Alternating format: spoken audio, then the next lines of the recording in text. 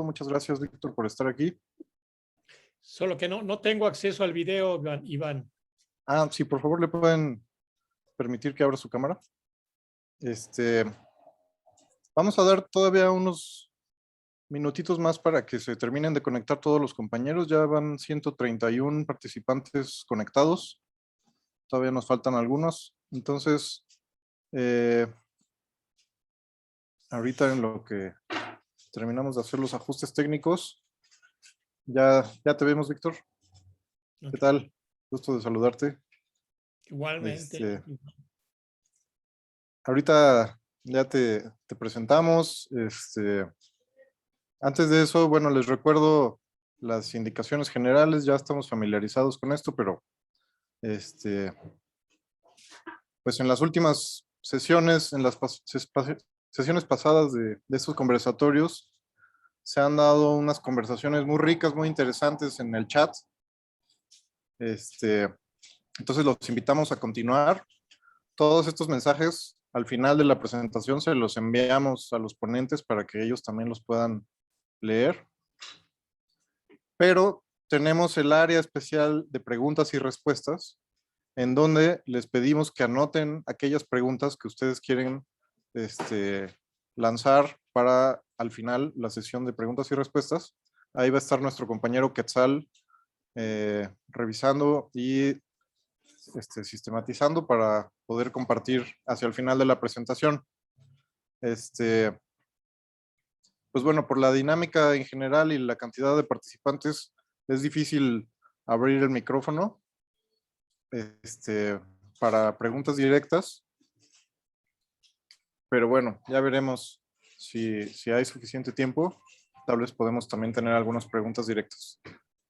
Entonces, vamos a dar un par de minutos más antes de iniciar. Iniciamos a la 1:05. Entonces, León, si puedes continuar con la música un par de minutos. Muchas gracias. Claro que sí.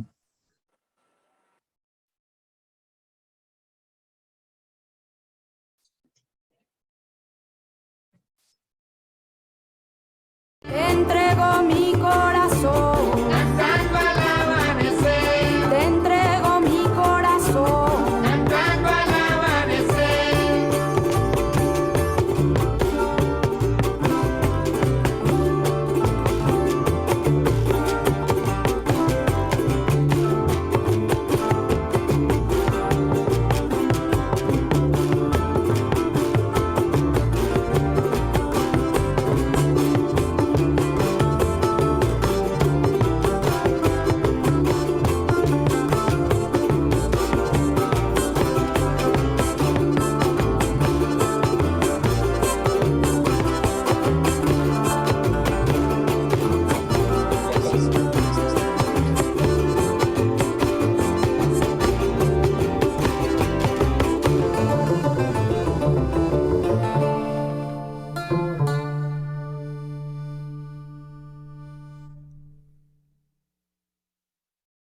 Llegó Huawei Nova 9 con una asombrosa cámara Ultravision de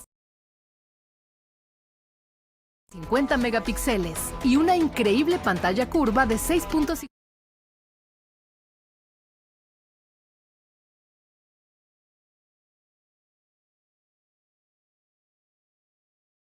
Disculpen el comercial. Como es en Spotify, se me pusieron los comerciales. Permítanme tantito. No crean que es el patrocinador de Pies Ágiles. Bueno, pues vamos iniciando, ya es la 1:05. Gracias, León. ¿De qué?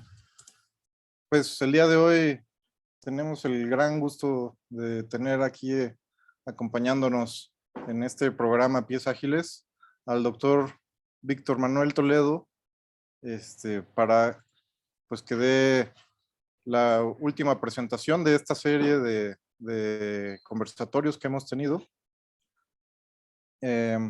Pues muchas gracias, Víctor, por tu presencia, por lo que has preparado para compartir con los becarios de este programa. Hay mucho entusiasmo por escucharte. Y pues bueno, voy a dar una breve presentación para quienes no conozcan la trayectoria de Víctor. Él nació en la Ciudad de México en 1900, y es biólogo por la Facultad de Ciencias de la UNAM, en donde también obtuvo su maestría y su doctorado en ecología. Sus líneas de investigación son la etnoecología, el patrimonio biocultural, la ecología política, la sustentabilidad, en donde tiene más de 200 publicaciones, entre ellas muchos libros y artículos, tanto científicos como de divulgación. También es conocida su columna en La Jornada, en donde publica constantemente. Les mandamos por ahí también uno de sus artículos recientes en La Jornada del Campo. Y bueno, pues recientemente Víctor Toledo había sido reconocido como el investigador de la UNAM de Ciencias Sociales con más citas. ¿Es correcto, Víctor? Con más referencias bibliográficas. Él, pues bueno, es considerado pues uno de los padres de la etnoecología, ¿no? Esta ciencia que busca captar las relaciones entre las culturas locales, los pueblos originarios y la naturaleza, sus conocimientos de la naturaleza.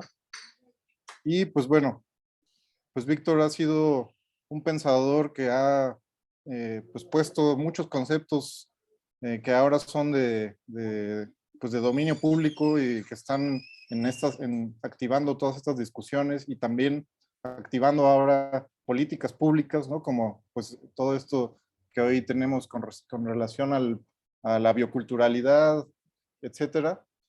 Y pues bueno, también Víctor pues estuvo a cargo de la Secretaría de Medio Ambiente, en donde pues bueno, entre múltiples esfuerzos y batallas libradas, pues es donde él encabeza el equipo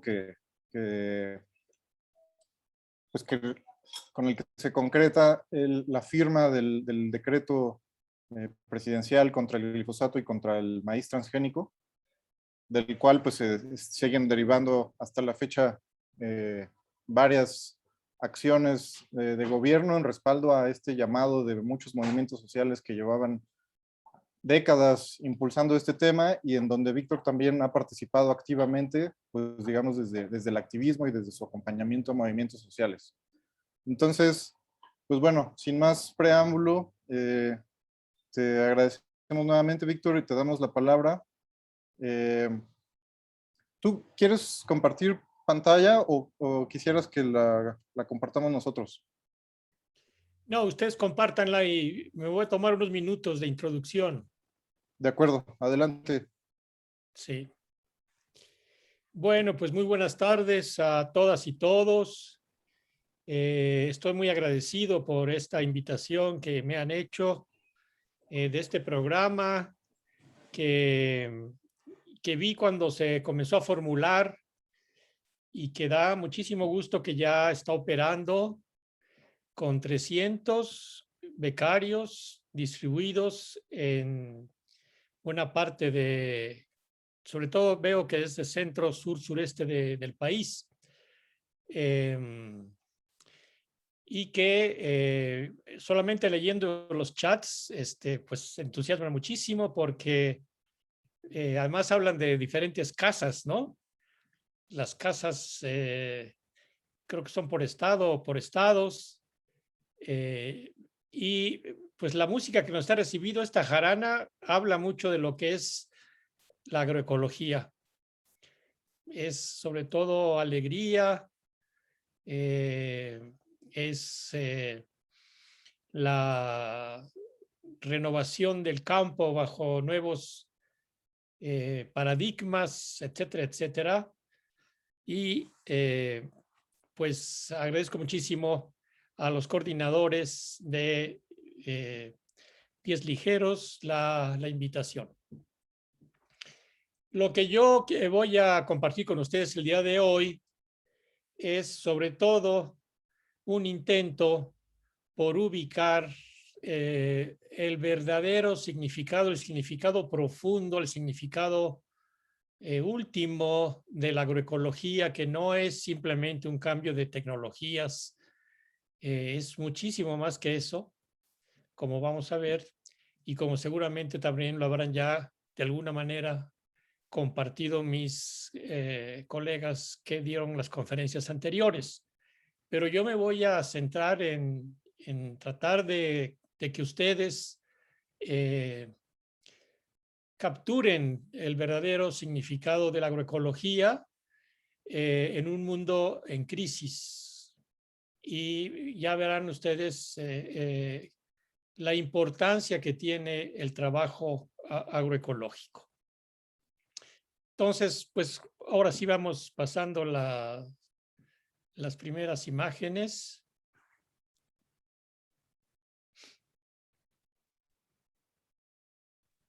Voy un momentito, lo estoy cargando. Sí, me voy a tomar, yo creo que 50 minutos, calculo, estimo, cuando mucho. Y claro, lo abriremos después a preguntas, comentarios. Lo que voy a exponer pues tiene que ver con muchas miradas finalmente, porque el tema de la alimentación es hoy uno de los pilares fundamentales de los que depende prácticamente la humanidad, y las batallas por la producción de alimentos están hoy en el centro de los principales debates a nivel mundial, ¿no? El tema de la alimentación se ha convertido hoy en día en un escenario donde confluyen muchísimas fuerzas de todo tipo y donde se van a decidir muchas cuestiones, no solamente del presente, sino también del futuro próximo. Por lo tanto, vamos a examinar qué sucede con el tema agroecológico en el contexto de la crisis general que sufre el mundo moderno. Y bueno, voy a ser muy sintético, no voy a poder entrar con mucho detalle, pero les daré un marco general para poder definir la situación de la agroecología en la situación del mundo actual. Bueno, vamos a pasar ahora sí, entonces la primera imagen.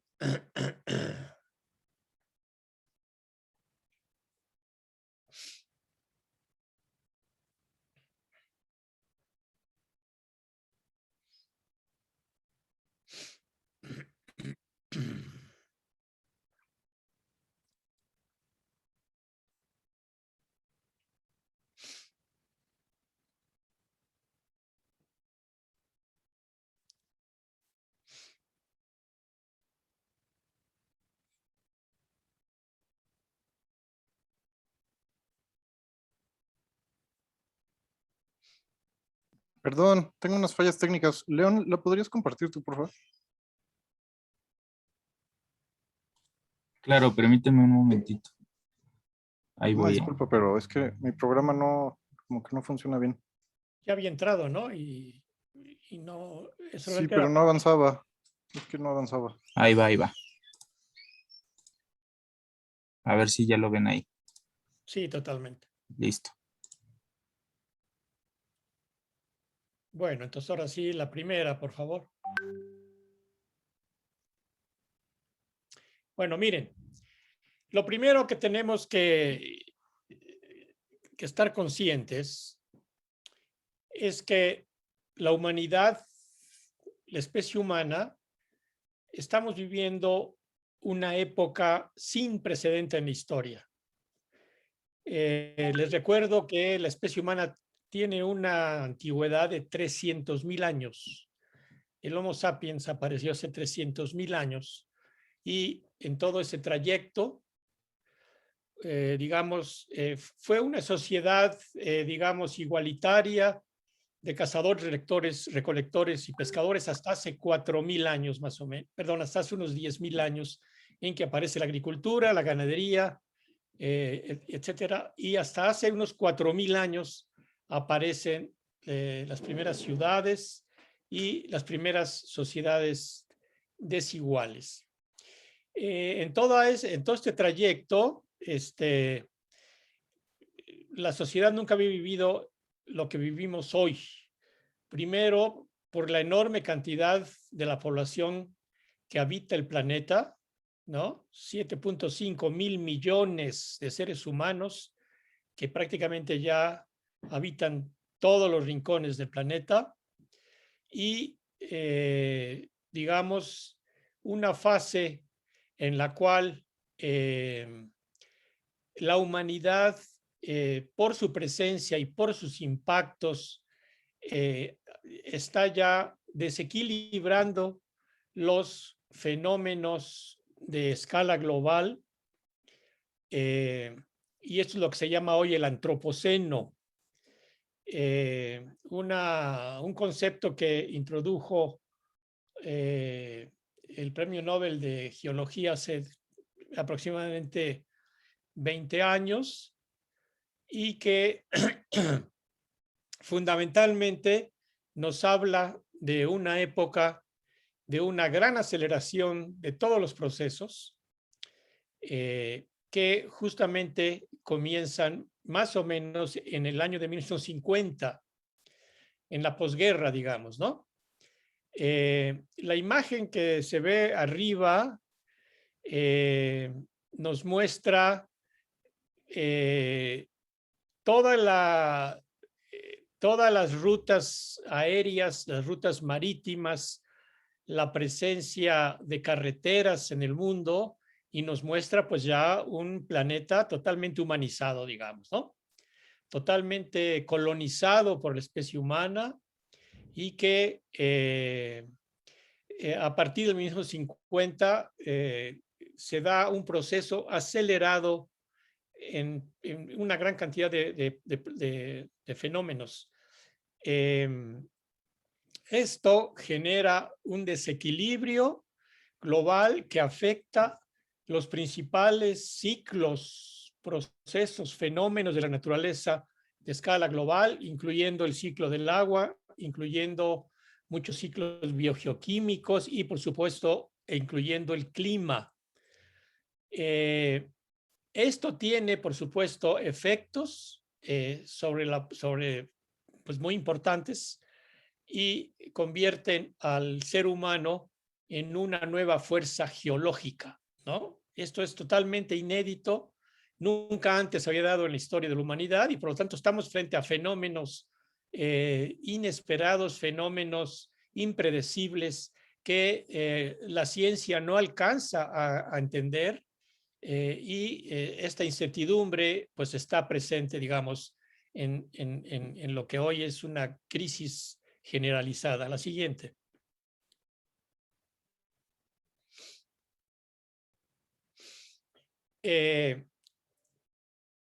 No solamente tenemos que, me estoy yendo muy rápido en esta parte, no solamente debemos reconocer lo que está pasando hoy en día, sino especialmente las proyecciones hacia los próximos 30 años, que se va a cumplir un ciclo de 1950 a 2050 y en el cual podemos identificar 5 factores o 5 fenómenos importantísimos. Por un lado, el tema demográfico. La población humana va a pasar de 7.5 mil millones a 9.5 mil millones. La población humana va a aumentar 2.000 millones, va a meter 2.000 millones más de seres al planeta en estos próximos 30 años. El tema de energía también es muy importante porque la sociedad moderna está fundamentalmente basado en los combustibles fósiles, como ustedes saben, ¿no? Petróleo, gas y carbono, más uranio para la industria nuclear y pues sucede que también de aquí al 2050 prácticamente el petróleo se termina. Hoy estamos ya en la segunda mitad de lo que se llama el pico petrolero. Ya la mayor parte de los productores de petróleo están ya utilizando sus últimas reservas. Entonces, para 2050 se acaba el petróleo, sigue el gas, el carbón y el uranio también, pero también muchos materiales estratégicos que hoy son, digamos, base, pues, por ejemplo, para la elaboración de los celulares, de las computadoras, sobre todo también de los acumuladores de energía, etcétera, también están visualizándose que se van a terminar. La crisis del clima, que ustedes conocen muy bien, ¿no? Con todos sus impactos, estos desbalances en temperatura, en humedad, en el incremento de los incendios forestales, de los huracanes, el derretimiento de los cascos polares, el derretimiento de los glaciares, de todas las montañas, todo esto también se va a agudizar porque no se ha detenido. La crisis del agua, porque el calentamiento global con el derretimiento está provocando ya menos agua que alimenten a los ríos. Y sin ríos con agua se agudiza, por lo tanto, el problema de producción de alimentos. Sin ríos no hay agua para la agricultura y para la producción de alimentos. Y finalmente el dilema alimentario, ¿no? Estos, digamos, 5 fenómenos marcan incluso la crisis actual, pero también la crisis que se nos viene en los próximos 30 años. La siguiente, por favor. Bueno, aquí está simplemente el incremento entre el 2000 y el 2000, entre el 2020 y el 2050, que por cierto, hay un aumento también, hay una disminución de la población rural y un aumento de la población urbana, o sea, cada vez más habitantes en las ciudades, y esto aumenta la presión sobre los productores de alimentos, ¿no? Es decir, cada vez más población consumidora de las ciudades, por no decir parásita, va a estar dependiente de menos productores rurales de alimentos. Va a aumentar la presión sobre esto. La siguiente. Y estos nuevos habitantes van a requerir agua, aire puro, vivienda digna, educación, servicios de salud, transporte, trabajo, seguridad, información confiable, esparcimiento, cultura y alimentos sanos. ¿Cómo vamos a lograr? Si ya hoy en día hay problemas en la producción de alimentos, ¿cómo vamos a lograr darle alimentos sanos a los próximos 2.000 millones de seres que vienen en camino? La siguiente. Aquí es muy importante decir que hay una sinergia, se dan articulaciones, sinergias entre el tema de población, el tema de la crisis climática, el embrollo energético, la crisis del agua y el tema de los alimentos, ¿no? Todos estos dependen unos de otros y por lo tanto hay que tomar en cuenta que no podemos separar el tema alimenticio del tema de la crisis del agua, del clima, del incremento de la población, del tema de la energía. Ya en la dimensión más social, también tenemos encima que hoy en día la sociedad moderna está dominada por un capitalismo corporativo en la que 400 o 500 gigantescas corporaciones han generado monopolios en prácticamente todas las ramas de la economía, de los servicios, etcétera, etcétera, y todo esto ha provocado una tremenda desigualdad social. O sea, el tema ambiental va ligado con el tema social. La justicia ambiental va ligada con la justicia social y ahí está metido todo el tema de la producción de alimentos. La siguiente. Bueno, pero ¿qué es realmente la agroecología? Pues miren ustedes, la agroecología comenzó fundamentalmente como un tema agronómico, ¿no es cierto?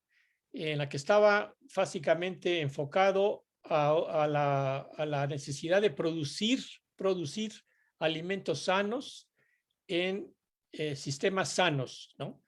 Es decir, que se jugó siempre con la idea de que debía hacerse una producción ecológicamente adecuada, o sea, ambientalmente sana de los alimentos y producción de alimentos sanos. Pero esto ya se dejó atrás, ¿no? Y fue justamente Steve Gleason, uno de los principales autores de la agroecología, quien en su libro Agroecology, ya de hace varios años, propone que en realidad la agroecología debe ser el estudio del sistema alimentario, o sea, toda la cadena o el circuito, desde la producción, la circulación, la transformación, el transporte y el consumo de alimentos. Esto ya prácticamente está integrado, pero sí debe quedar muy claro que la agroecología es fundamentalmente el estudio de los sistemas alimentarios. Ya desde los últimos congresos en México, por ejemplo, ya participaron organizaciones y académicos ligados con el consumo, por ejemplo, ¿no? Con el consumo responsable. Todo el tema de las cadenas de transformación, vamos a verlo más adelante con algunos ejemplos, etcétera, etcétera. Entonces, insisto, que quede muy claro que agroecología es no solamente ya el estudio agronómico de la producción de alimentos, sino es el estudio del sistema alimentario en su totalidad. La siguiente.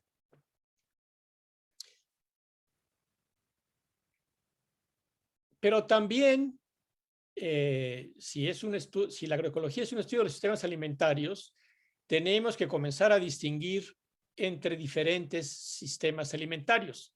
Y usted podrá decir, pues hay muchísimos sistemas alimentarios, ¿no? Pero en realidad necesitamos llegar a conceptualizar los principales sistemas alimentarios. Bueno, miren, esta imagen, que obviamente es un ensamblaje fotográfico, nos define con toda claridad dos maneras de producir alimentos. Del lado izquierdo, ¿no?, estaría lo que podemos llamar la producción o la generación de alimentos tradicional, campesino, etcétera, etcétera. Y del lado derecho tenemos lo que sería representado aquí simbólicamente por lo que sería el sistema moderno agroindustrial de producción de alimentos. ¿Cuáles son las diferencias de estos dos grandes sistemas? La siguiente. Pues podemos definir a partir de varios criterios las diferencias entre el sistema alimenticio o alimentario de carácter tradicional, que es el que viene de miles de años de atrás, ¿no?, y el que se genera con la aparición del mundo moderno, con la aparición de la civilización industrial, con la aparición de la ciencia, incluso, ¿no?, y con la aparición del capitalismo, ¿okay?, que es el sistema agroindustrial de producción de alimentos. El primer criterio es el criterio de energía. Mientras que el sistema tradicional hace uso exclusivo de la energía solar, puro músculo humano y músculo animal, o diseños, por ejemplo, veletas a partir del viento, movidos por el viento, o sistemas hidráulicos movidos por el agua, por el flujo del agua, pero es un uso exclusivo de energía solar. En cambio, el sistema agroindustrial es el uso predominante de energía fósil, ¿no? Y esto ya comenzó a finales del siglo XIX, 1870 y tantos, cuando aparece el primer pozo petrolero y comienza el uso de la energía fósil y la generación de máquinas agrícolas movidas fundamentalmente por gasolina, ¿no es cierto? Hubo antes intentos para hacer máquinas movidas por vapor de agua, pero eso pasó muy rápido. El siguiente criterio es la escala. El sistema tradicional campesino es minifundista, ¿no? más o menos podemos determinarlo entre 1 y 10 hectáreas. Es el tamaño de las parcelas en el sistema campesino. Hasta menos de 1 hectárea. En China, por ejemplo, el promedio anda por entre media y 1 hectárea de el campesinado chino. Y el agroindustrial son ya medianas y grandes propiedades, ¿no? Hasta enormes latifundios, como sucede, por ejemplo, en Argentina, en Brasil, en Colombia, etcétera, etcétera. El tercer criterio es autosuficiencia. El modo tradicional tiene una alta autosuficiencia, usa muy pocos insumos externos. Todo el tiempo se está autoabasteciendo de insumos. En cambio, el agroindustrial tiene una baja o nula autosuficiencia y depende todo el tiempo de insumos externos. La fuerza de trabajo generalmente es familiar o comunitaria, colectiva, en el modo campesino, y familiar o asalariada. Ya aparecen, digamos, empresas donde hay trabajadores asalariados en el sistema agroindustrial. En cuanto a la diversidad, una alta diversidad en lo campesino, ecogeográfica, biológica, genética, productiva, y una baja diversidad en el agroindustrial, porque es una modalidad especializada, se especializa. Normalmente el monocultivo agrícola o ganadero es justamente un ejemplo de especialización en el sistema agroindustrial. En cuanto a productividad, necesitamos distinguir entre la productividad energética. El campesino tiene una alta productividad energética, ecológica energética, y la industrial una baja productividad energético-ecológica. Esto parece inconcebible, pero es más eficiente la producción campesina en términos de energía, porque mete menos energía, pero obtiene más, el rendimiento energético es mayor. En cambio, los sistemas agroindustriales son menos eficientes. Esto está demostrado con muchísimos estudios. Y por otro lado, lo campesino tiene una baja productividad de trabajo, ¿no? Es decir, por unidad de esfuerzo, y en cambio una muy alta productividad de trabajo en la agroindustrial. Finalmente, conocimientos, pues acá en lo campesino son conocimientos transmitidos oralmente, ágrafos basados en hechos y creencias de transmisión limitada, una visión holística, y el agroindustrial ya es un conocimiento basado en la ciencia, especializado, exclusivamente basado en hechos objetivos, de amplia transmisión, estandarizados, etc. Y por último, la cosmovisión. En la visión campesina tradicional, la naturaleza es de carácter sagrada o casi, depende mucho del, si se trata de productores indígenas, ¿no? Y la naturaleza está viva, cada elemento natural encarna deidades. En cambio, ya en el sistema agroindustrial, pues la naturaleza ya es un ser inanimado, es una máquina, es un sistema explotable a través de la ciencia y la tecnología. Entonces, estos dos sistemas están ahí muy claramente representados, y en el mundo y en México pues hay diferentes números en uno u en otro sistema. Y claro, toda una fase de transición entre ambos. La siguiente. El modelo agroindustrial, pues ustedes ya lo conocen, hoy está dominado por los intereses de las grandes corporaciones. Responden a una ideología basada en los agronegocios y en el modelo agroindustrial que conlleva un paquete tecnológico, ¿no? El modelo impulsa el uso de maquinaria, de agroquímicos, pesticidas, fertilizantes, nuevas variedades genéticas y cultivos transgénicos. Se realiza, como vimos, en medianas y grandes propiedades y casi siempre está encadenado a los monopolios comerciales. La siguiente. Pues sí, el mundo está hoy en poder de las grandes corporaciones agroalimentarias que producen semillas, fertilizantes químicos, maquinaria agrícola y últimamente transgénicos. La siguiente.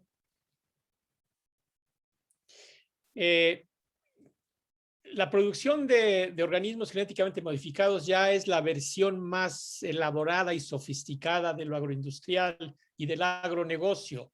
Esto se ha expandido en los últimos 20 años, más o menos, y hoy ya llega a una superficie de 17 millones de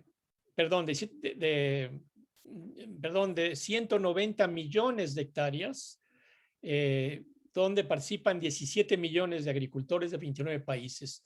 Los principales países son Estados Unidos, Brasil, Argentina, Canadá, India, Paraguay, donde se ven las cifras dedicadas a los cultivos transgénicos. La siguiente. Y lo que se cultiva hoy con cultivos transgénicos es básicamente soya, casi la mitad, maíz, algodón, canola y otros cultivos sobre estas 190 millones de hectáreas. 190 millones de hectáreas es casi la superficie de México. México tiene 200 millones de hectáreas. O sea, ven ustedes ante lo que estamos, digamos, la dimensión de lo que estamos. La siguiente.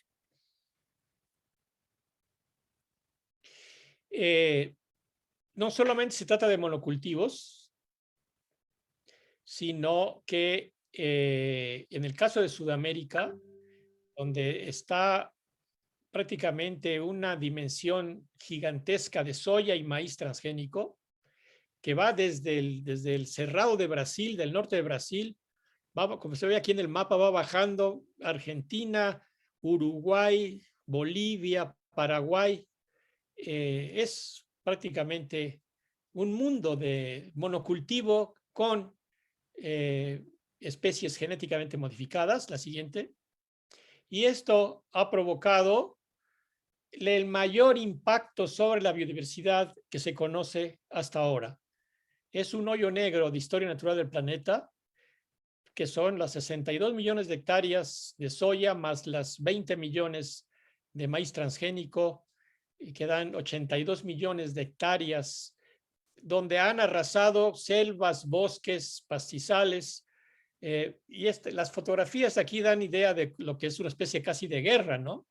Es una guerra contra la vida, porque además todo esto está puntualmente rociado por el famoso glifosato, con el que ustedes van a estar lidiando en su trabajo. La siguiente. Por lo tanto, la agroecología se opone a los agronegocios, a lo agroindustrial. En toda la cadena alimentaria privilegia las cooperativas y las empresas sociales, los mercados orgánicos y justos y el consumo responsable, ¿no? Entonces, la agroecología ya concebida como la incidencia sobre sistemas alimentarios ofrece un modelo totalmente nuevo que, la siguiente, busca remontar estos dos primeros sistemas que habíamos hablado, ¿no? Entonces, fíjense ustedes, lo que aparece es ya no solamente lo que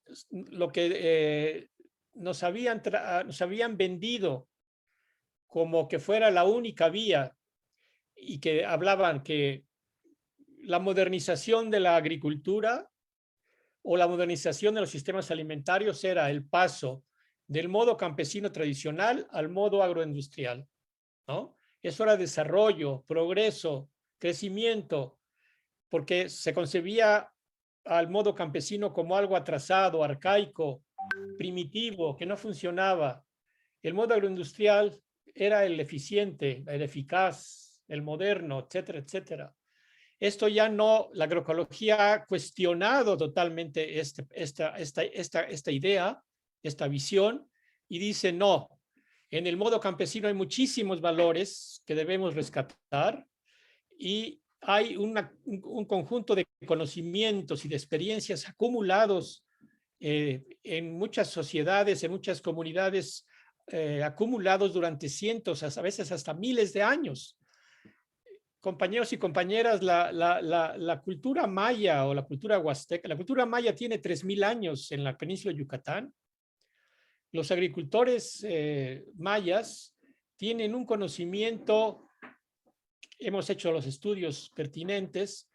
Los agricultores mayas reconocen el 80% de las plantas de la flora de toda la península, les dan nombres y usos. Los agricultores, los campesinos mayas conocen todos los tipos de suelos, reconocen la fisiografía, reconocen unidades de manejo, las milpas mayas son una combinación de muchísimas especies, además del maíz, pero además entra la caza, la recolección, los sistemas agroforestales. El conocimiento, en este caso de la cultura maya, es impresionante, y la estrategia maya de manejo de los recursos es hoy la más eficiente. No hay otra más eficiente que la estrategia maya de uso de los recursos. Esto es una demostración de cómo, digamos, desde la perspectiva agroecológica, ahora se busca el diálogo de saberes entre el modo tradicional y la agroecología, y también, por supuesto, la conversión del modo agroindustrial al modo agroecológico.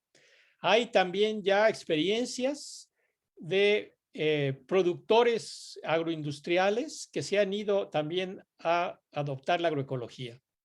En Guanajuato, en Nayarit, en Jalisco, están haciendo ya empresarios con visión, están haciendo la conversión también hacia la agroecología, incluso se adelantaron y han dejado de usar el glifosato y tienen otras técnicas para superar esto.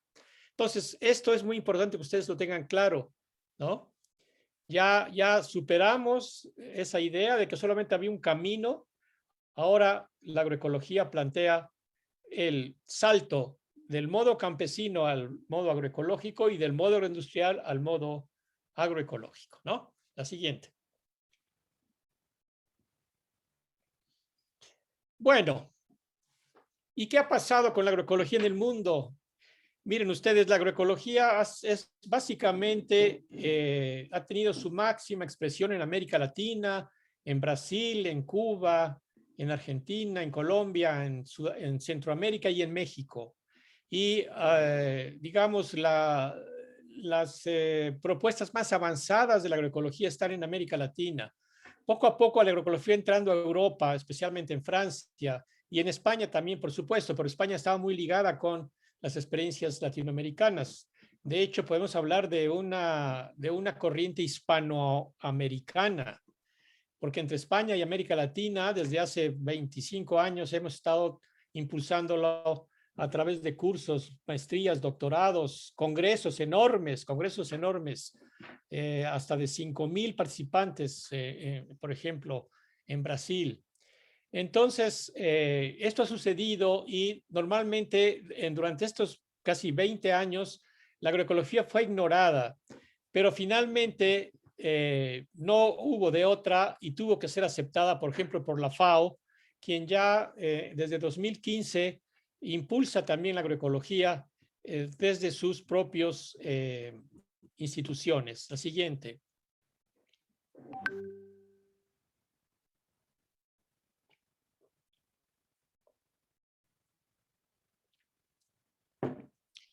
Pero la FAO no solamente logró reconocer la agroecología, sino también en la producción familiar, que es lo que estamos llamando aquí la producción tradicional, la producción de pequeña escala. Y no solamente eso, sino que la FAO descubre y reconoce más bien que la mayor parte de los alimentos de hoy en día provienen de los pequeños productores. Eso llevó a la FAO a declarar en 2014 el año de la agricultura familiar, que debería ser llamado la agricultura campesina, pero no se resisten a utilizar estos términos porque son muy peligrosos, ¿no? Son subversivos. Porque se creía que la mayor parte de los alimentos provenían de la agricultura industrial. Hacia 2015 la FAO ya convocó a una primera reunión, como les dije, sobre agroecología con su sede en Roma y ya ha organizado varios eventos, ¿no? Esto es importante que ustedes lo sepan. La siguiente. Bueno, eso se repite, la siguiente.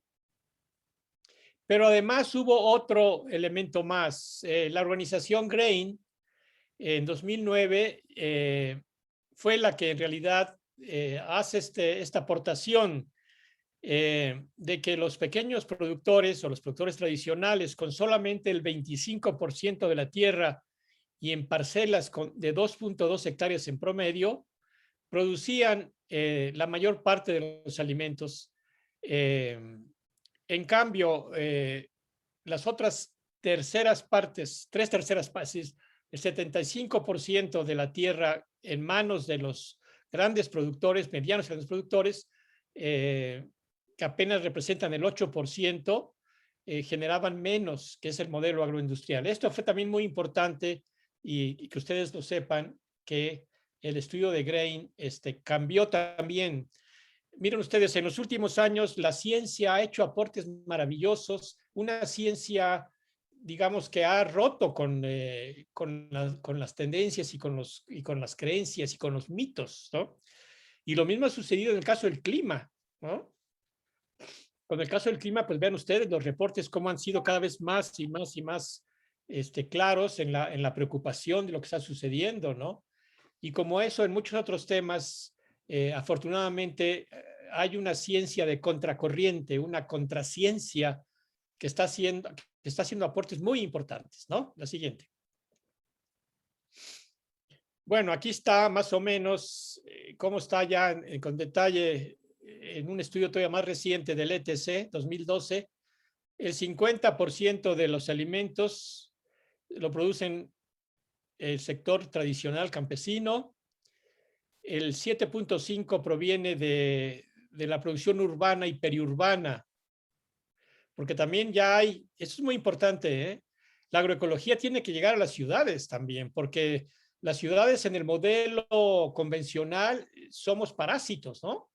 En vez de que, o sea, todas las áreas verdes de las ciudades son básicamente escénicas, son jardines para el disfrute, etcétera, pero ya está cambiando la idea para que las áreas verdes de las ciudades se conviertan en productoras de alimentos. Esta es una idea que yo tengo y que espero todavía poder impulsar en el gobierno de la 4T, de que se haga un gran programa de ya no sembrando vidas, sino sembrando alimentos en las ciudades, ¿no? El 12.5 de alimentos vienen de la pesca y tradicional y de la caza-recolección, y el 30% proviene de los sistemas modernos. La siguiente. Bueno, aquí está muy claramente. Mientras que la agricultura tradicional tiene el 24% de las tierras, el agronegocio tiene el 76% de las tierras, con los grandes latifundios, ¿no? Pero producen el 70% de la comida, como vimos, acá el 30%, mano de obra ocupada, 74%, en cambio solamente los sistemas agroindustriales ocupan el 26% de la mano de obra rural. La siguiente. Y en el caso de México, ¿cómo estará en el caso de México? Pues miren, oh sorpresa, en México, este es un estudio de una síntesis de la Secretaría de Agricultura de la SADER, el 93% son unidades de producción de 20 hectáreas o menos. Aquí tenemos que distinguir entre las que tienen entre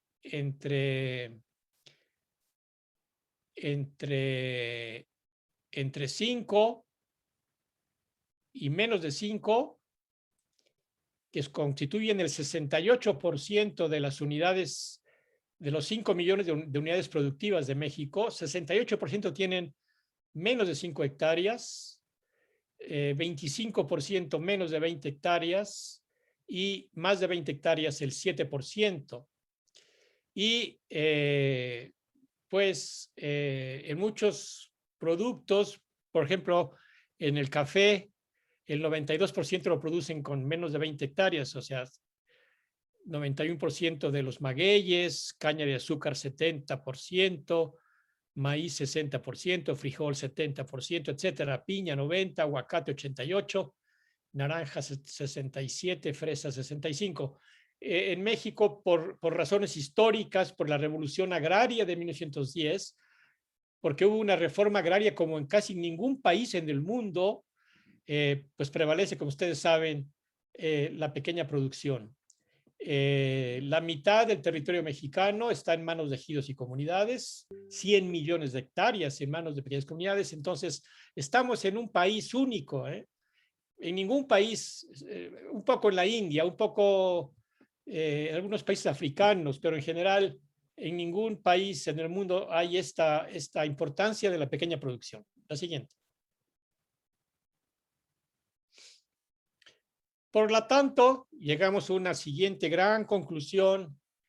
La agroecología busca la construcción de sistemas alimentarios alternativos, normalmente de escala local y regional, al modelo agroindustrial, ¿no? Esto es muy claro por lo que hemos estado viendo. La siguiente. Bueno. Y bueno, pues tenemos otra circunstancia muy especial. Los que hemos estado trabajando en pos de la agroecología desde hace 20, 25 años, pues finalmente nos congratulamos de que el nuevo gobierno de México, el que triunfó en el 2018 con 30 millones de votos, ha tenido un papel muy relevante en la implementación de la agroecología en México en estos 3 años. Aquí hago la síntesis de los programas en los que está de una u otra forma presente el tema agroecológico.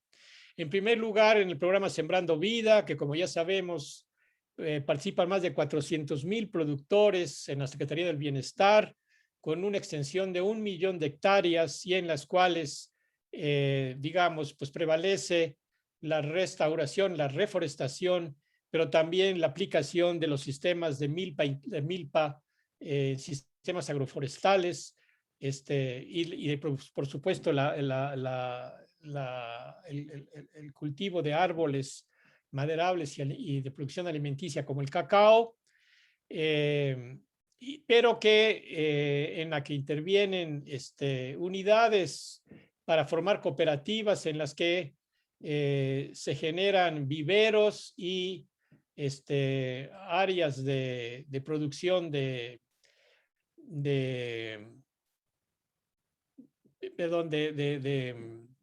plaguicidas orgánicos, etcétera, etcétera, bajo un criterio totalmente agroecológico. En la Secretaría de Agricultura, el programa Agricultura para el Bienestar llega a 2.8 millones de productores. Ahorita vamos a ver otra imagen donde se va con más detalle y donde también está aplicando la transición agroecológica como un criterio fundamental. En las universidades interculturales y en las universidades Benito Juárez está el tema de agroecología. Ya en las interculturales estaba desde antes. Yo participé en los primeros años en los currículos, en los diseños, y la agroecología es una carrera o es una materia presente. Y igual en la Universidad Benito Juárez, donde están las carreras de sustentabilidad y de agricultura, también con todo el tema de la agroecología presente. En las escuelas para el bienestar está todo el potencial para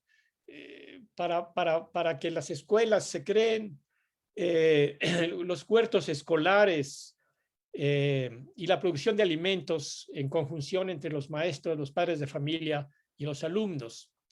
Hubo un proyecto FAO-Semarnat que hoy continúa. Este duró solamente 1 año, pero hoy este proyecto continúa bajo el posible patrocinio de la Fundación Kellogg's, y se ha generado también al interior del gobierno de la 4T un organismo intersecretarial en la que diga el tema alimenticio con el tema de salud, que se llama GISAMAC, que es el grupo intersecretarial para sobre medio ambiente, salud, etcétera, etcétera, y en la que participan la Secretaría de Medio Ambiente, Salud, Economía, Agricultura, CONACYT, INAES y otras entidades de manera conjunta. El GISAMAC fue el que logra el etiquetado el año pasado y el que también impulsa el decreto presidencial del 31 de diciembre del 2020. Y finalmente la Semarnat también tiene su propio programa de agroecología. Entonces, realmente estamos hoy en día en un momento muy interesante que, digamos, perdón, y aquí tenemos que sumar ahora, por supuesto, con CONACYT, con pies ágiles, sería, aquí ya me faltó porque pues es muy nuevo, ¿no? Pero ya lo voy a agregar a mi imagen. Ustedes se integran a esta miriada, a esta constelación de proyectos agroecológicos en el gobierno de la Cuarta Transformación. La siguiente.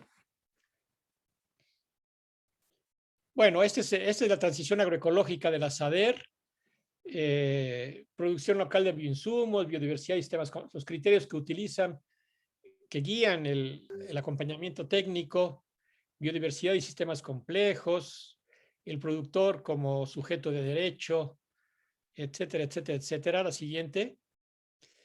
Y miren, en la transición agroecológica, la SADER trabaja en 34 regiones de 27 estados, en 500 municipios del país. En esos territorios se constituyeron 1,224 escuelas de campo, donde participan más de 34,000 productores. En esas escuelas se desarrolla un plan de transición agroecológica integral a partir del desarrollo fenológico de los cultivos, donde se trabaja con productores y con 1,000 jóvenes construyendo el futuro. Esto es quizás el mayor, digamos, núcleo de transformación, de transición agroecológica que hoy existe en el gobierno de la 4T. Muy bien. La siguiente. Bueno, entro ya a la última parte y con esto voy a terminar. La última parte que creo que va a ser muy importante porque se está hablando poco todavía sobre esto, y es cómo se liga el tema de, ya no digamos de los sistemas agroindustriales ambientalmente destructivos por muchas razones, porque pues por un lado utilizan combustibles fósiles y contribuyen al cambio climático, se aceleran, calientan el planeta, los sistemas agroindustriales, no solamente por el uso de los combustibles fósiles en la producción, sino en todo el transporte, en el empaquetado, en la transformación de los alimentos. Está todo calculado por allí, entre el 25 y 30% de los gases de efecto invernadero provienen de los sistemas agroindustriales. Y pues no digamos en el tema de los transgénicos, el uso del glifosato y tantos plaguicidas que son cancerígenos, todo lo que significa. Por ejemplo, el rociado de glifosato tiene a países como Argentina en un verdadero situación de crisis sanitaria brutal, ¿no? Porque en Argentina, con estos millones de soya y de maíz transgénico, rocían escuelas y rocían comunidades, los predios de producción de soya transgénica y maíz transgénico. Pero hay otra dimensión muy importante, y es que, compañeras y compañeros, en general, los productores de alimentos en el mundo viven en situación de pobreza. Viven en una situación de marginación social tremendo. Y esto tiene que ver ahora con la economía, tiene que ver efectivamente con los circuitos, porque, para decirlo rápido, el precio que se paga a la producción de la materia prima equivale a 5, 10, 15, 20% del precio final, porque toda la cadena, digamos, en la que se va agregando el valor al producto, conforme se va, digamos, volviendo ya no materia prima, sino un producto elaborado, está en manos ya no de los productores, sino en manos de otras instancias económicas, y son las que le van agregando el valor.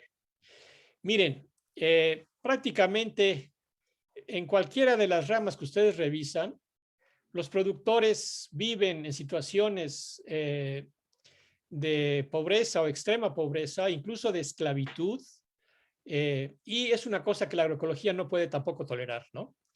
Es el caso de la producción de agua, de café, de cacao, de caña de azúcar, de plátano, de aguacate, etcétera, etcétera.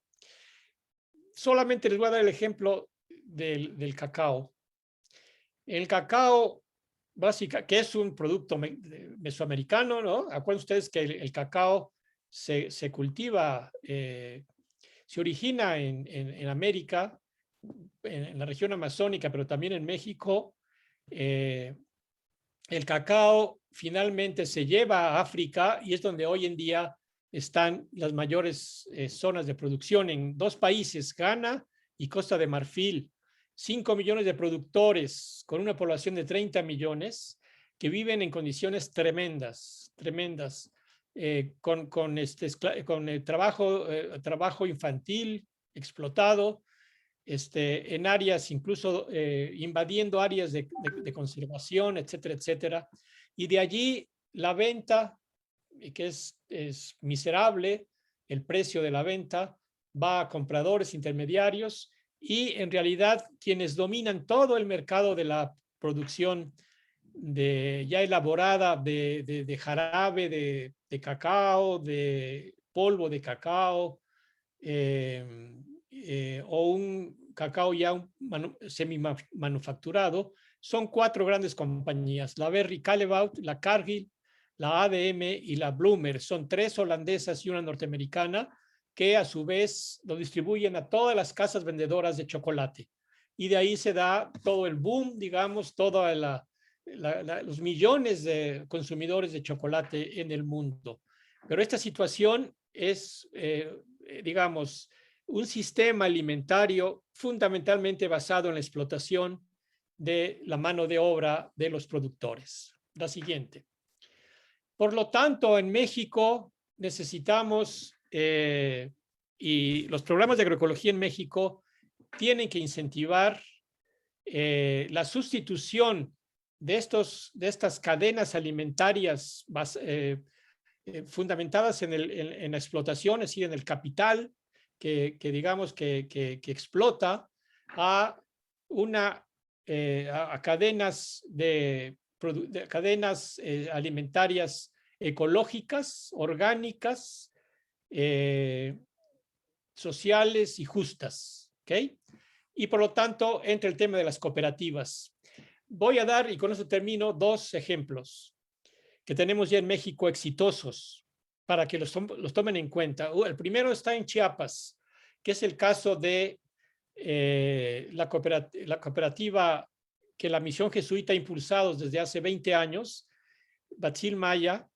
La Misión Jesuita tiene presencia en Chiapas, en el norte de Chiapas, desde hace 60 años.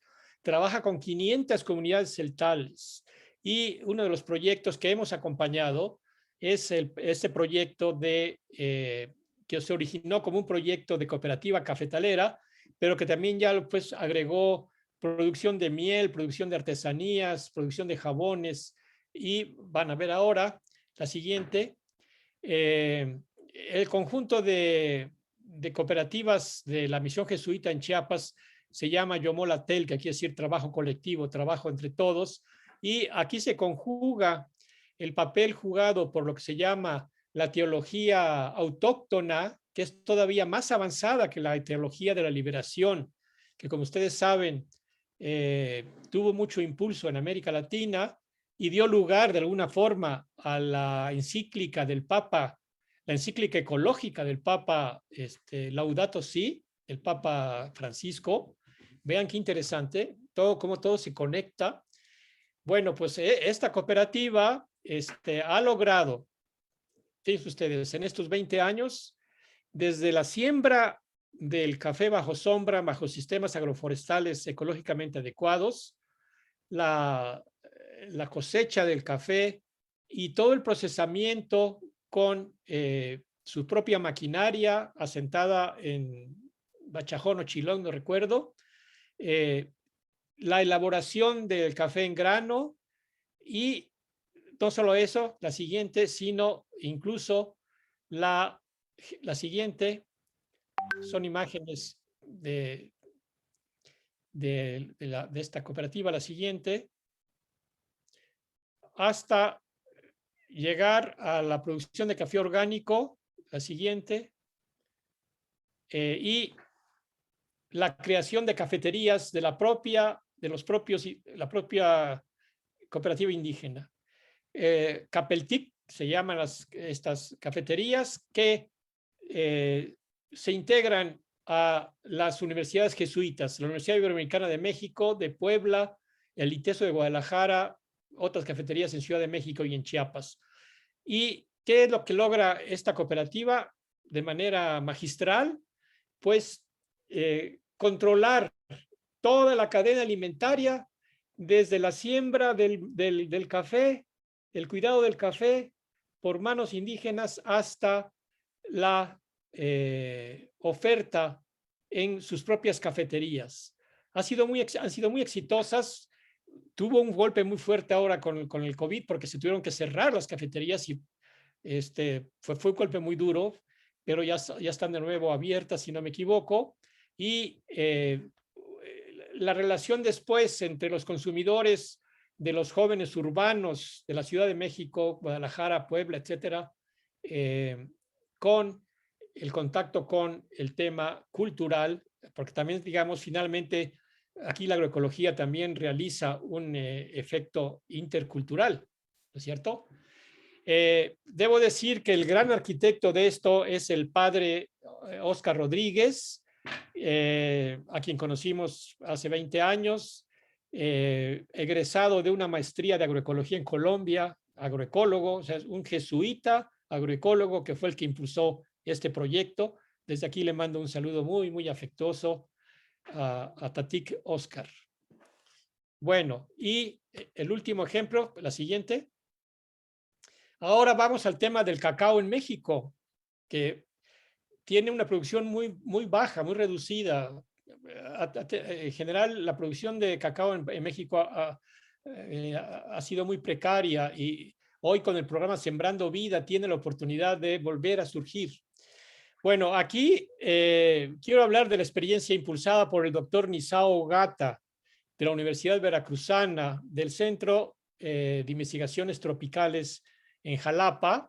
Él es el gran especialista de México dedicado al estudio del cacao, con un doctorado en California, trabajos de alto nivel académico, pero que es otro de los académicos que en México hace una ciencia diferente, como la que hoy el CONACYT está impulsando, una ciencia al servicio de las necesidades de la sociedad mexicana, y él ha impulsado una cooperativa para lo que tenemos a la izquierda, esta tableta de cacao latte, lo generó una cooperativa de un conjunto de productores, la siguiente en Tabasco, un conjunto de productores. Miren, estas son las trufas de cacao latte, la siguiente.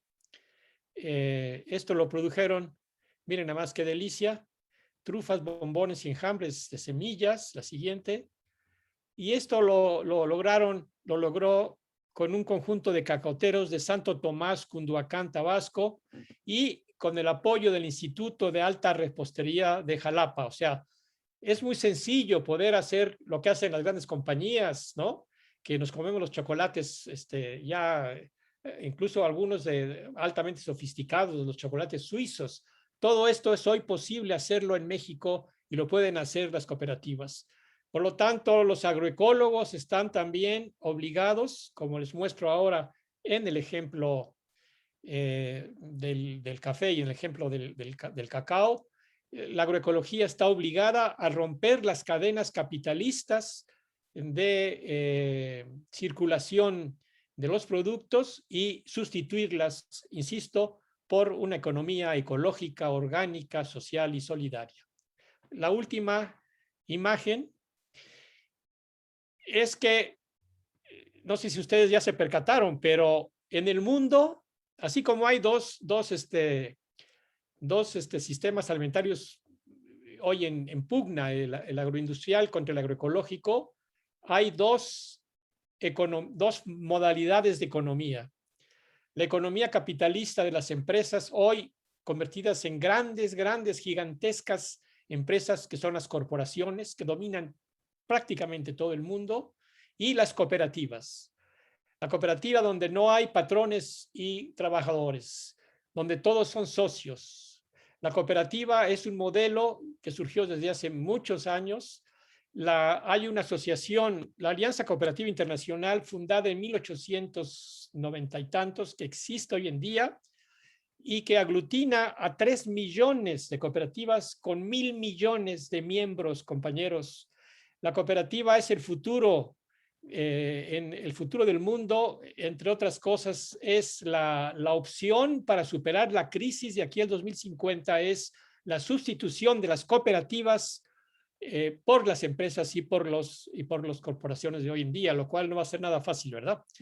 Pero miren ustedes, en Alemania 70.000 cooperativas, Bélgica 30.000, Suecia 18.000, Francia 21.000, España 21.000 y México 18.000 cooperativas con casi 9 millones de socios. No es para menos y tenemos que tener presente esto en el trabajo de la agroecología.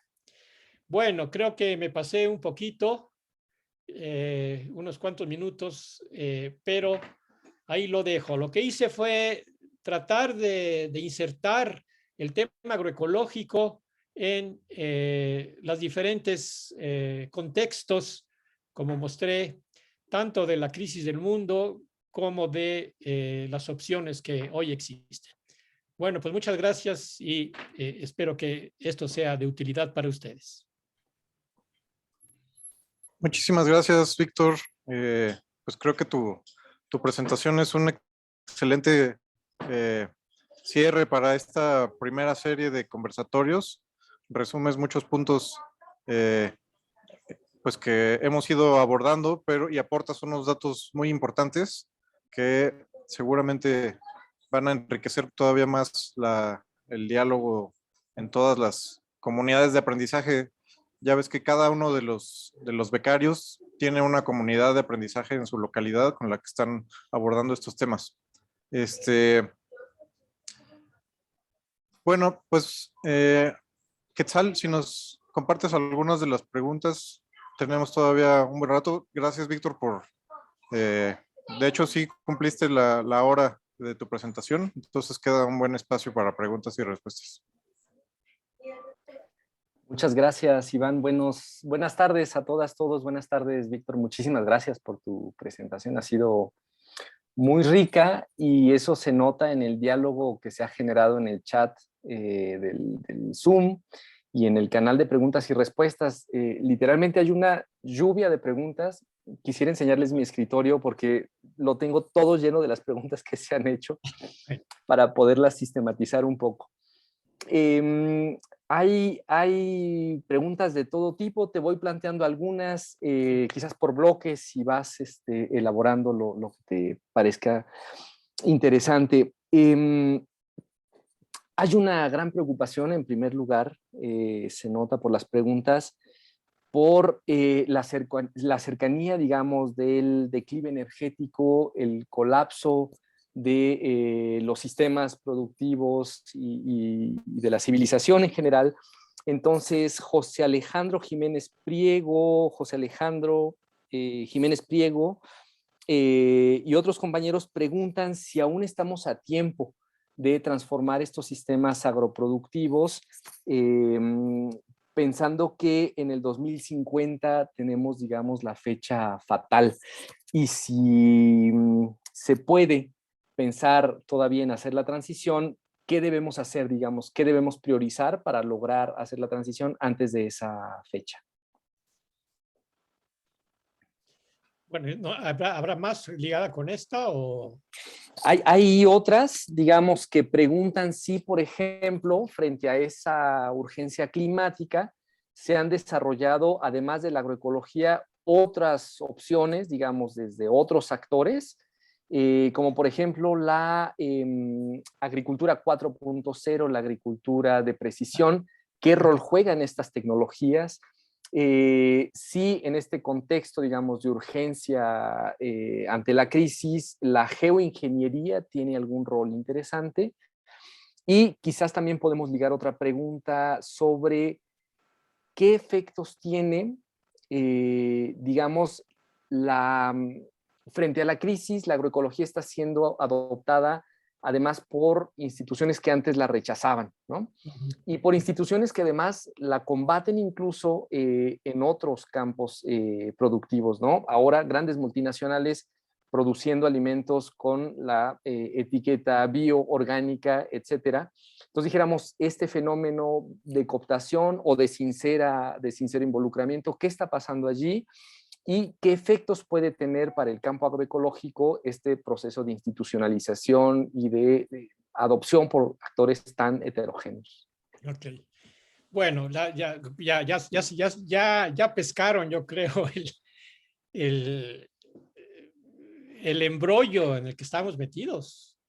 Efectivamente, está todo muy complicado. Está todo muy complicado y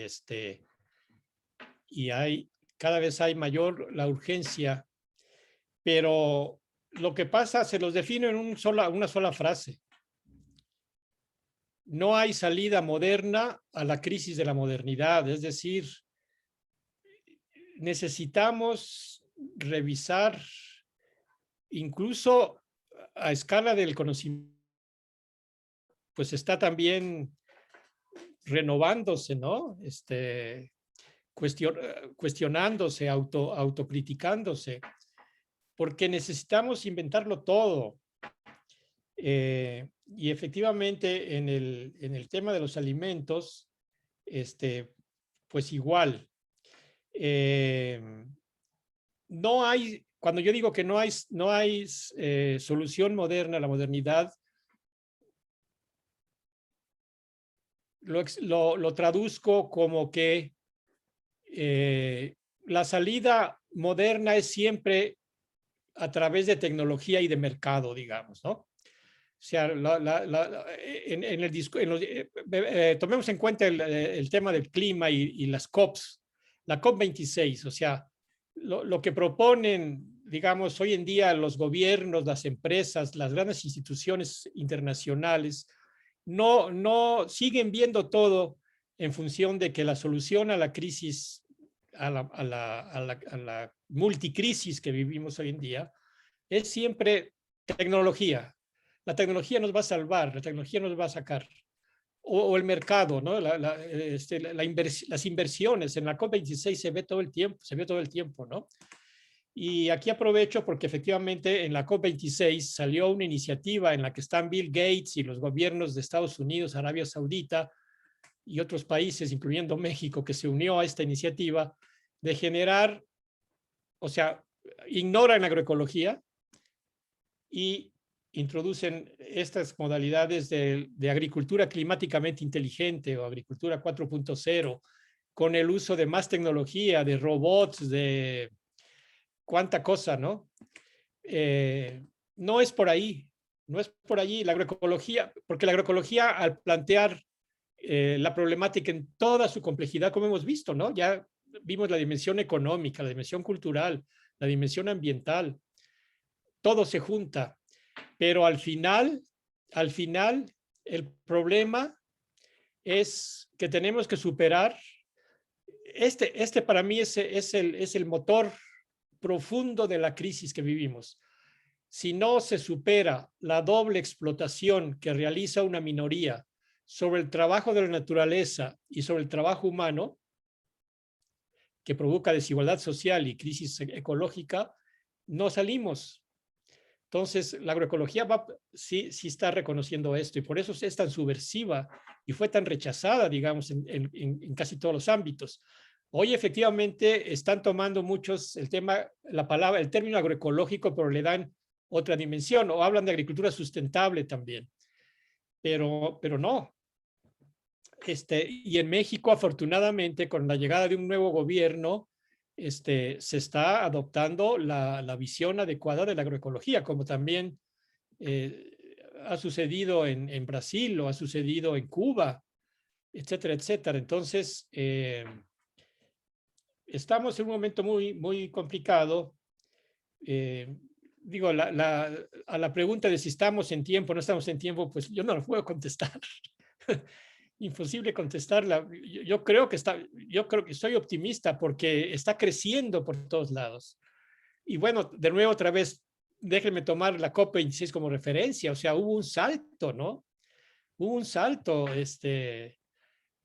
con la presencia de tanta gente ya haciendo las críticas, y la presencia de las comunidades indígenas, la presencia de los jóvenes y de los niños, los 150.000 manifestantes en Glasgow, los 400.000 manifestantes en Londres, etcétera. O sea, se está moviendo el mundo. Entonces, lo único que digo es que hay que seguir trabajando y no perder. Cada vez somos más, no menos, los que estamos de este lado. Muchas gracias, así es. Siguen llegando las preguntas. Ya dejó de ser lluvia, es un aluvión que está cayendo. Lo cual me parece muy sintomático porque es una lluvia de ideas muy fecunda que yo creo que va a seguir nutriendo este debate. Así ha sido este programa. Los compañeros, todos los que están en este programa son compañeros ya con experiencias territoriales muy desarrolladas y demás. Entonces quería tomar un pequeño segundo para mencionar que las anteriores preguntas que expresé son de Jonathan Fletes, Gerard Viliel, de Oaxaca, Estefanía, de Campeche, Tabasco, Crescenciano Cruz, Julisa Consuelo Gómez Núñez. En fin, reconocerles estas reflexiones. Sepan que todas las preguntas las vamos a sistematizar porque de verdad que son interrogantes generadoras, ¿no? Otra inquietud que está en el chat, en el diálogo del chat, tiene que ver con las tensiones internas, las tensiones políticas internas.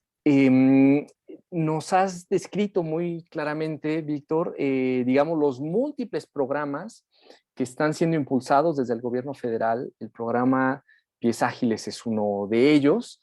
Hay, digamos, una determinación muy clara desde el Ejecutivo Federal de impulsar esta medida. Pero aún así hay elementos de preocupación sobre esta política en el chat. Se pregunta, por ejemplo, sobre si no es necesario cambiar la regulación, no solo sobre el glifosato, sino sobre otros agrotóxicos que están siendo usados en México y qué se está haciendo a ese respecto.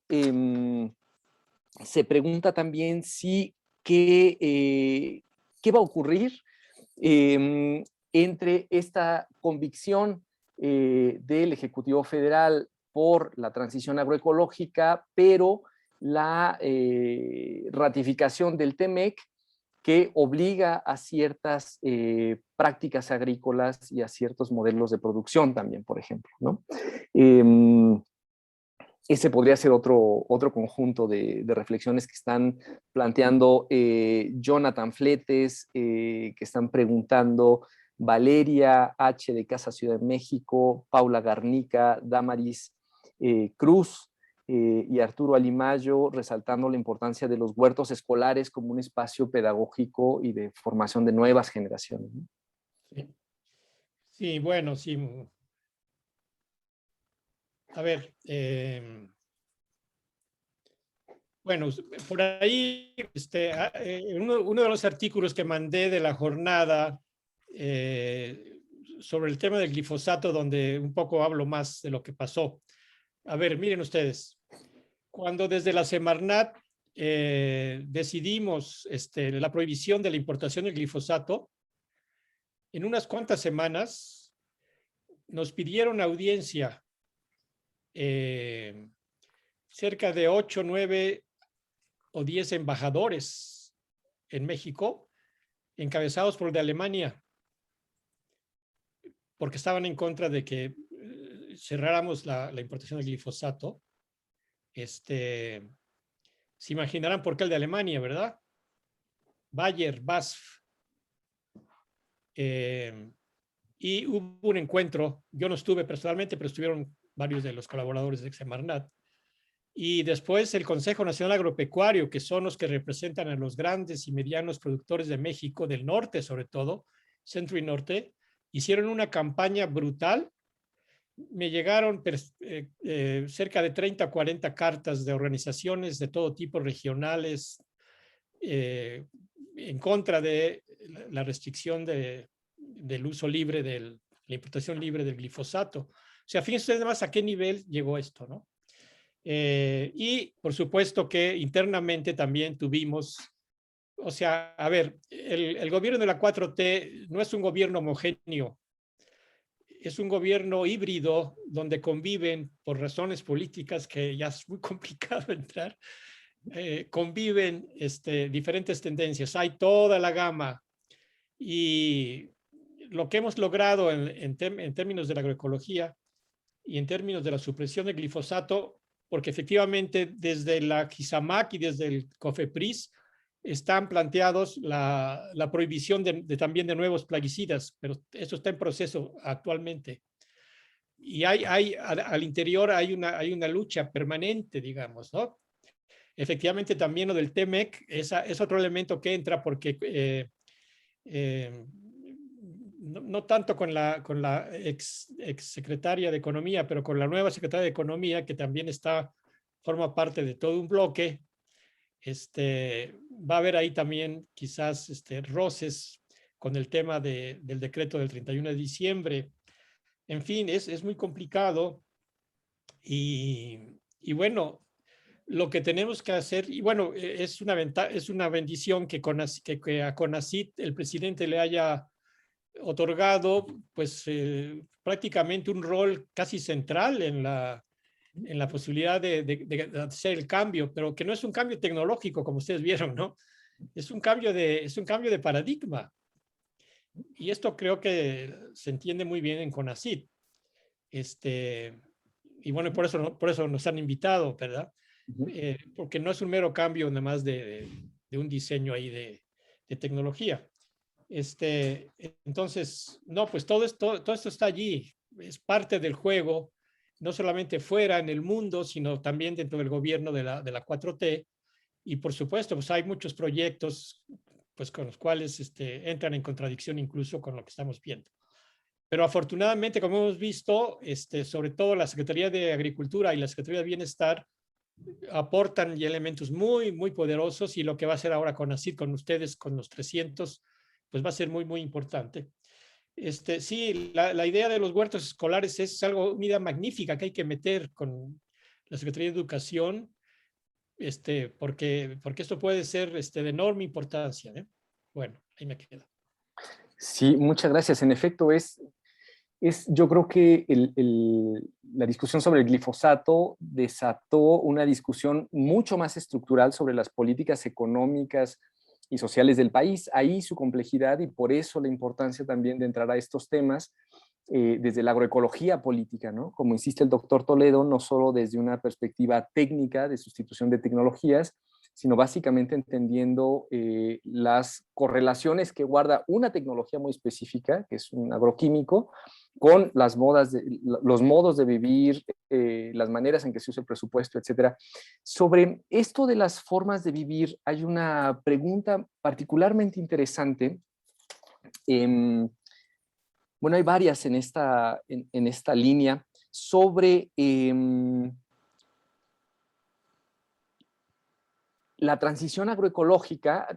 Menciona Eric Hernández, no, un segundito. Crescenciano Cruz menciona, ahora volvemos a la pregunta de Eric Hernández, pero Crescenciano Cruz señala que hay distintos estudios que demuestran que hay una estrecha relación entre la diversidad cultural y la diversidad natural.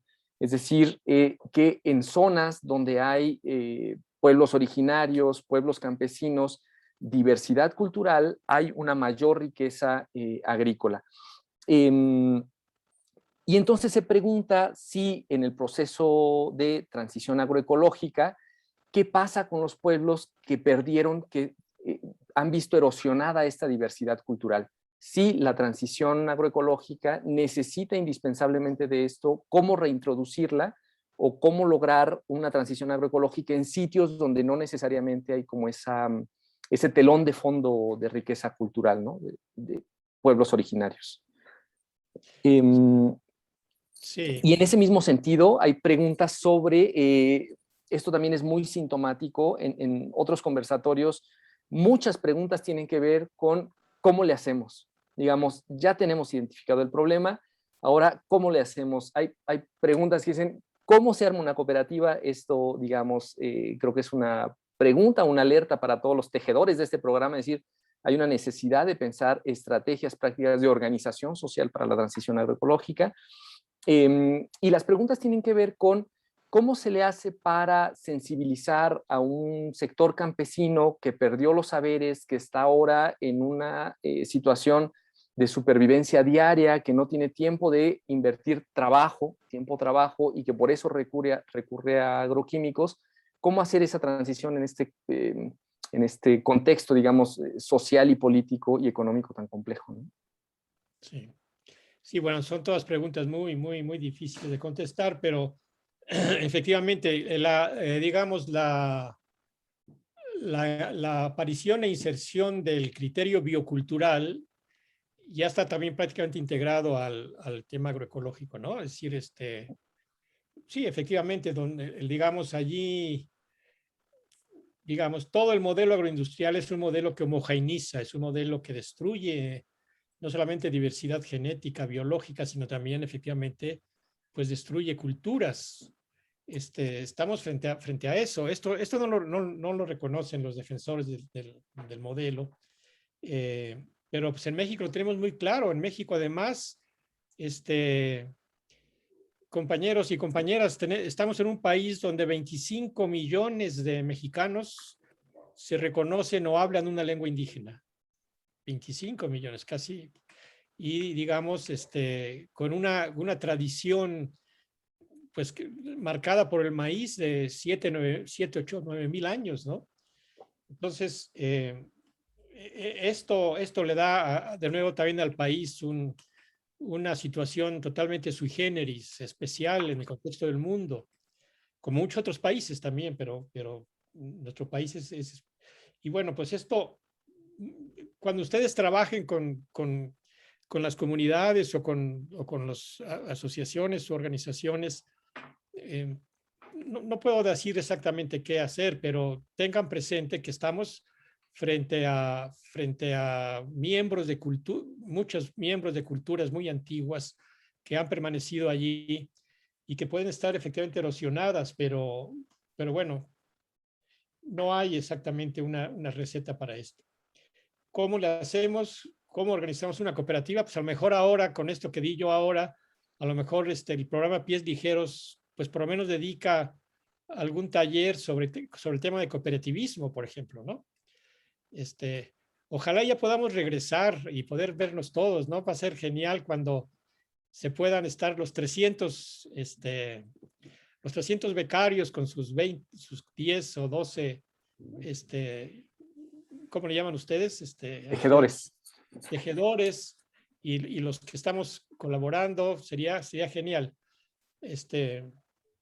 Pues sí, todo está en el cómo, pero entonces ahí ya le toca ahora a los coordinadores de Pies Ligeros ofrecer instrumentos y voces que ayuden a ver cómo la hacemos, ¿no?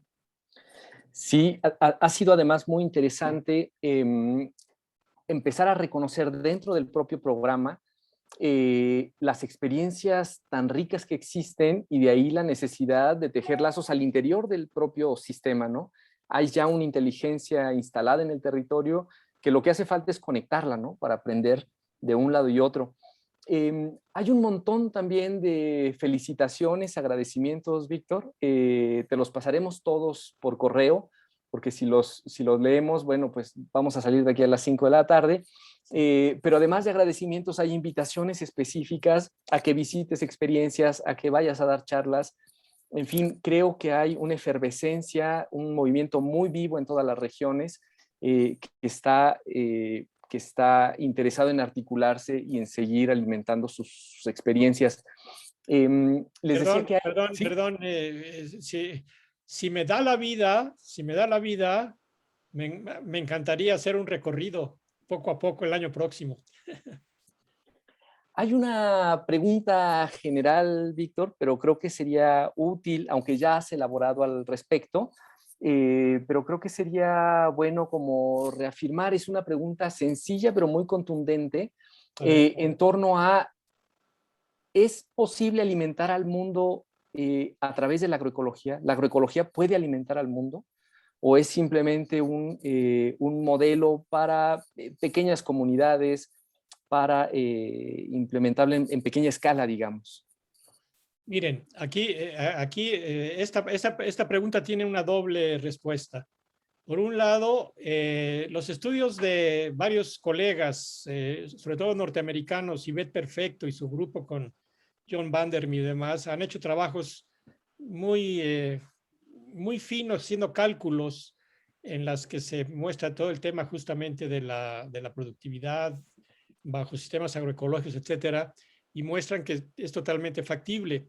Pero más bien lo que nos hace ser optimistas es este dato que se reveló finalmente de que, como hemos visto en los datos, el 70% de la producción de alimentos hoy viene del sector tradicional, de los pequeños. Entonces, pues, digamos, el cambio del modo tradicional al modo agroecológico es mucho más sencillo y mucho más rápido que el modo de el sistema agroindustrial al sistema agroecológico, porque es mucho más compatible. O sea, prácticamente la agroecología abreva de buena parte de lo que es los conocimientos y las tecnologías tradicionales, ¿no? Entonces yo no digo, no hay la respuesta total, pero podemos ser optimistas por ese dato. Claro. Además, dijéramos, ante la evidencia también de que el modelo agroindustrial pues simplemente no tiene futuro y sus efectos están ya demostrados, ¿no? No habría, sería casi una opción, digamos, alternativa obligada transitar hacia allá. Víctor, siguen llegando preguntas, te las vamos a hacer llegar y las vamos nosotros a revisar también con mucho interés porque, insisto, es inteligencia colectiva importantísima para este programa, pero iríamos cerrando este bloque de preguntas y, Iván, te paso el micrófono. Gracias, Quetzal. Pues muchas gracias, Víctor, y gracias a todos los becarios por también sus preguntas, sus intervenciones, sus comentarios, sus propuestas. Veo que también surgen ahí sus propuestas, ¿no? Hasta de vinculación. Entonces, pues muy inspirador resulta tu mensaje para todos. Víctor, te agradecemos. Y pues te tomamos la palabra también de continuar en el diálogo. Ojalá que sí podamos encontrarnos también en los territorios para caminar junto con los pies ágiles, conversar de viva voz. Pues todo eso esperemos que las condiciones lo vayan permitiendo. Y pues bueno, con esto iríamos cerrando entonces este cuarto y último conversatorio del primer trimestre de agroecología política. Que pues bueno. ¿Puedo mandar un mensaje rápido? Claro. Sí, no, bueno, pues nada más, gracias de nuevo y les mando toda mi energía a los 300 becarios de este programa nuevo que ha creado CONACYT, que me da muchísimo gusto y efectivamente espero que nos veamos pronto, ya sea en el terreno o en algún evento nuevo. Muchas gracias. Muchísimas gracias, Víctor. Pues te estaremos haciendo llegar los comentarios. No sé si alguien más del equipo quisiera decir algo en el cierre. Listo. Pues muchas gracias. Buena tarde para todos. Seguimos conversando. Un abrazo, Víctor, y un abrazo a todos.